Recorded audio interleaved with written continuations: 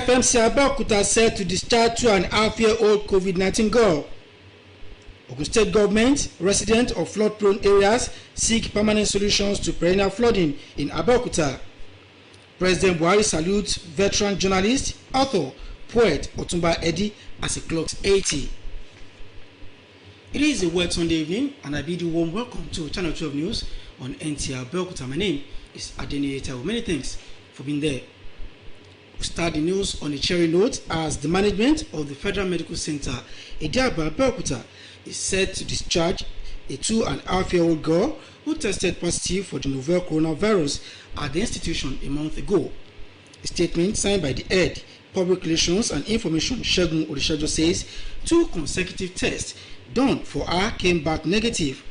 The medical director, Professor Adewale Musa Olomu, expressed delight over her recovery and commended the healthcare team who managed her. According to him, on account of convulsion, high temperature and unconsciousness, it was stated that 2 other COVID-19 patients, Indian nationals with severe case, have been successfully managed and discharged too. Stories of fathers sleeping with their daughters, biological or adopted, never cease to leave people gasping in wonder. Now, Lukman Adifeso witnessed the parade of the latest culprit by the Ogun State Police Command in Abeokuta, and his report is presented in this package. Sexual violence has become the order of the day, especially during this period of COVID-19. The most worrisome are cases of rape involving fathers and daughters. Although majority of cases are not reported, few people these days are brazen up to expose culprits. The recent in Ogun State involves the 54-year-old pastor Oluwafemi Oyebola, arrested for allegedly raping and procuring illegal abortion tries for his biological daughter. I sleep with her. What about the pregnancy? No, nothing called pregnancy recall. No pregnancy recall. How many times have you slept? Maybe 2 times or 3 times. Oluwafemi Oyebola is in police net alongside a nurse, an assistant matron in a state government-owned hospital, who allegedly helped the victim on how to use family planning method to guide against subsequent pregnancies. I did not do abortion for anybody. I did family planning because I work at the family planning unit. He said that it's the housemate to his wife. It's a psychiatric disorder.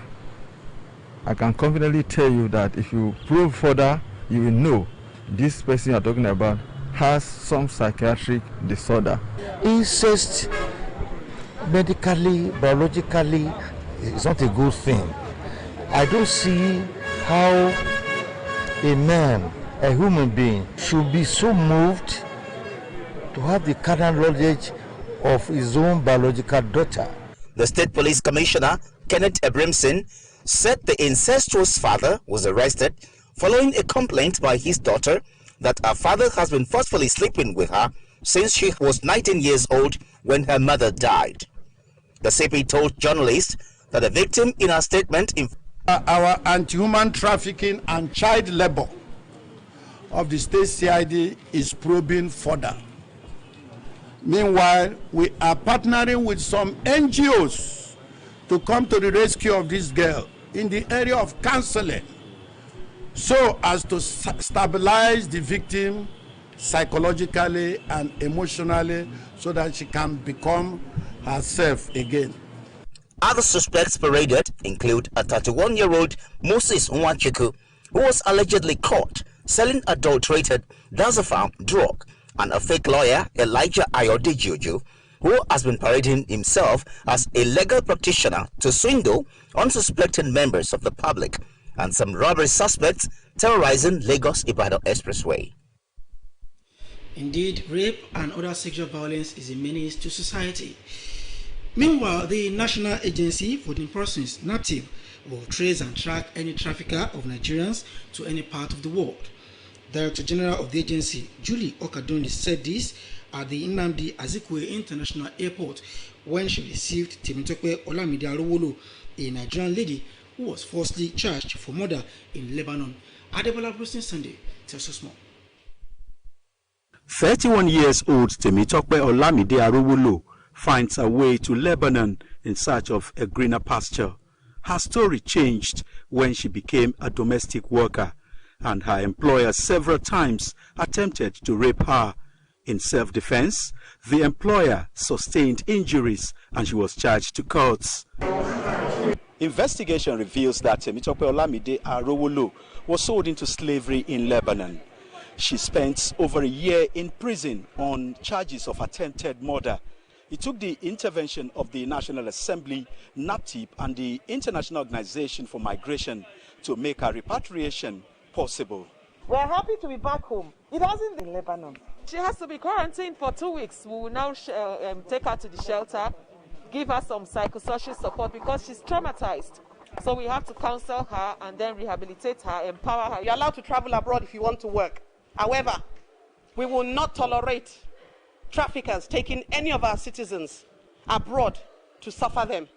Temitope's experience, she said, is what she never wished for her enemy. I advise the other girls to stay here in Nigeria and try to make it the way the Lord can put them through, because going outside there was like a hell. What I experienced in Lebanon, I pray even not for my Satan to experience it. Temitope now wants the Lebanese government to be held responsible for the violation of her rights. Adebola, Brooklyn Sunday, NTA News. Many thanks, Debola. And still talking crime, the Ogun State Police Command has arrested a 24-year-old man, Badmus Folari, for maltreating a 10-year-old boy, Sunday David, who is living with his family. A statement signed by the police public relations officer, Abimbola Yemi, said the boy was tortured because he leaked from a tin of Milo belonging to his wife. Physical injuries, including a scar from a knife placed on a hot iron and used on him, were found on the boy's body. He is presently receiving treatment at a private hospital. The statement reads that Commissioner of Police Kenneth Abrimson has directed that the case be transferred to the Anti-Human Trafficking and Child Labor Unit for proper investigation and prosecution. Away from crime, the month of July, at the peak of the rainy season, always come with a lot of apprehension and tension for residents of flood-prone areas in Abeokuta. Unfortunately, a recent downpour in the Ogun State capital did not break away from this ugly tradition in its weeks. Our reporter captured some of the scenes in this package.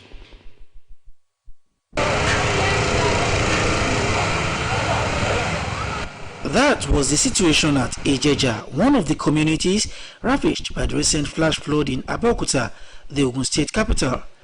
A week after the flood washed away roads in the community and sacked some homes, many of the houses still bear telltale signs of the July 4 visitor, while residents and business owners count cost. The property that means the damaging every year is our problem. Most of the houses from Salegbin to this place have been destroyed. It spoiled our the house. Here, people have known us very well. So for us to leave this place to move to another place, we are thinking it's going to be difficult for us to get our customers back. Having suffered a similar level of destruction from flooding in 2018, it is a déjà vu experience for Pastor Solomon Salami, the zonal superintendent of an apostolic church in Agoijesha, another flood-prone community in Abeokuta.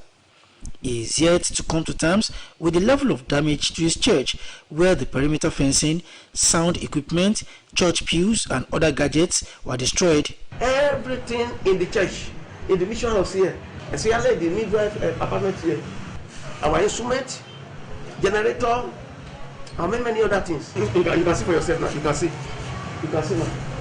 You see, you have not finished working on this. Even the stress of this thing, this is affecting me. But for the intervention of some youths in the area, lives could also have been lost. The flood suddenly trapped us inside. We could not open the door. It was the youth from Agoijesha that scaled the fence to rescue us. We lost so much. As at now, the state government has deployed palliative measures to repair some roads damaged by the flood. But the clamor by residents is for a permanent solution, which will include construction of wider bridges and water channels to accommodate runoff water. While waiting for that, however, nothing will stop these residents from making the best of this in Abeokuta. Adini Taiwo, You are still watching Channel 12 News on Nta Abeokuta. We take a break now. I'll come back with more reports. Stay with us.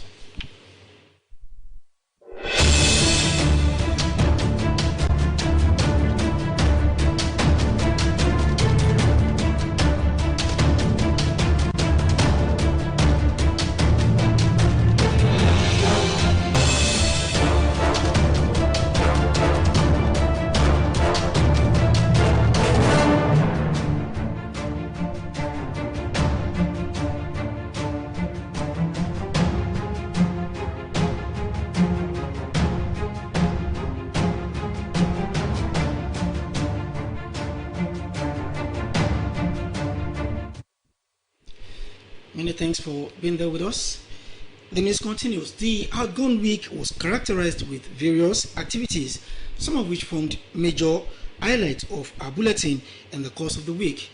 Not to be forgotten in a hurry is the story of a pastor who allegedly impregnated his daughter several times. He was paraded along with other suspected criminals by the Ogun State Command of the Nigerian Police Force at the state headquarters, Eliwero. Now, let's join me Omomi for more in this week's episode of Week in Review. We are kickstarting this edition of Week in Review from the health angle. The management of the Federal Medical Center Abeokuta has debunked media reports alleging that medical personnel of the facility who tested positive to COVID-19 were allowed to continue working in breach of safety guidelines. There's no way the management of FMC could have allowed a member of staff that tested positive to continue to work, because that would have endangered the life of everyone, including the medical director, myself sitting here, and every other person within the hospital. Still on FMC, the Federal Medical Center, Nta Abeokuta, says to greater heights. Medical director of the hospital, Professor Adewale Musa Olomu, stated this when he hosted top officers of some security agencies. Security has been a major problem in FMC. Only last week, we caught somebody who wanted to kidnap one of our children from a pediatric ward. Again, so we record these thefts, kidnapping cases in our center every day, and it is necessary to partner with the police.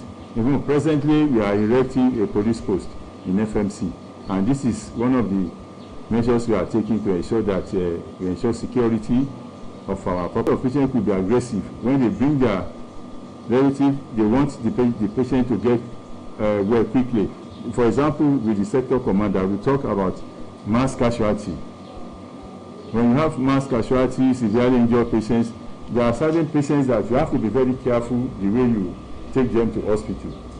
Because if you are not careful, a minor injury or semi-major injury, you will convert it to major injury. You can imagine patient with spinal cord injury. You can convert it to total injury, and the patient will not be able to move the limbs for life. Now to the story of flood which affected some areas in Abeokuta. The perennial flooding during the rainy season in Abeokuta, the Ogun State capital, has reached unacceptable level, causing severe social, economic, ecological and environmental impact on people and public infrastructure. Now, to mitigate this, the state government and affected communities have reached an agreement to demolish some structures on floodplains as a permanent solution to end the menace. We cannot allow 2-3 people to jeopardize the general interest of thousands of people. As a last resort, some critical structures that are blocking the drainages, which you have witnessed yourself, may have to give way. For as a community, we have agreed that if they want to demolish the houses that are affected, there's no problem. Meanwhile, former governor of Ogun State, senator representing Ogun Central Senatorial District, Senator Ibekunle Amosu, has inspected areas ravaged by... Our former governor was doing in our state, we really appreciate it, and it was a very good job that many people have been expected. Now to security reports. Not fewer than 61 suspects have been paraded by the Ogun State Police Command for alleged armed robbery, cultism and sundry crimes. NTA News was at the police headquarters, Eliwero, where the suspects were paraded. It was alleged and he has confessed, he has agreed to all that the daughter said, that he has been having illicit sexual intercourse with her since 2015. 2015, 2016, 2017, 2018, until the bubble decided to burst in 2020. I sleep with her. What about the pregnancy? No, nothing called pregnancy occur. No pregnancy occur. How many times have you slept? Maybe 2 times or 3 times. I've told you earlier, it's a great mistake, and it's a devil. It's the work of devil. I did not do abortion for anybody. You don't do any abortion for anybody. What about family planning? I did family planning because I work at the family planning unit. He said that it's the housemate to his wife. And that's our package for a week in review. Many thanks, Muiwa, for that detailed recap. President Muhammadu Buhari has rejoiced with Otumba Nta Abeokuta, a journalist, poet, author, and sport administrator, as he turns 80 years. The president, in a statement signed by his special advisor on media publicity, Femi Adesina, salutes the more than 60 years of vibrant journalism tucked under Adeokun's belt, which saw him rise to the editorship of the then Daily Express newspaper, as well as his immense contributions to literature.